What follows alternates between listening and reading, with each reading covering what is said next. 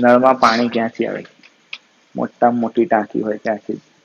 વરસાદ જ ને એટલે સમુદ્ર ગણો કે વરસાદ ગણો, પેલું એમાં એવું છે ઈંડું પેલું કે મરઘી પેલી, એમાં એવું છે સ્વામી.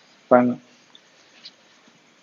આપણને દેખાય છે સ્વામીજી નળ, પણ સ્વામીજી જો નળ માંથી બી ઊંધા જઈએ ને તો સમુદ્ર સુધી પહોંચાય. સબ ભૂમિ ગોપાલ. એટલે આપણે સ્વામીજી નમસ્તુભ્યમ ઉત્સવ જે કરવાનો છે એ વ્યાસ ગાદીને નમસ્કાર છે. એવા દિવ્ય ઉત્સવના સંકલ્પ સાથે સ્વામીજી મહાપુરુષોને, મારા પણ જીવનમાં ઘણો બધો આનંદ. તમે ઘણી વખત 4 જણ બેઠા હોય ને તો 4 જણ એકબીજાની વાત કાપીને એવું કે તું જાણે છે આ, તું જાણે છે આ, તું જાણે છે.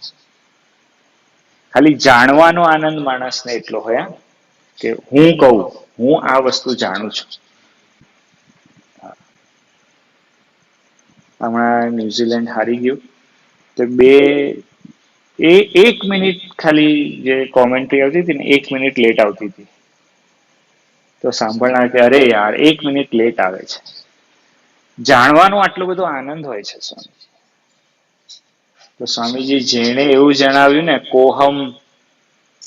કોહમ નો જેને જવાબ આપ્યો છે ને કે તું આત્મા છું, અક્ષર છું, બ્રહ્મ છું, એ સર્વે મહાપુરુષોને સ્વામીજી નમસ્કાર છે. સર્વે મહાપુરુષો.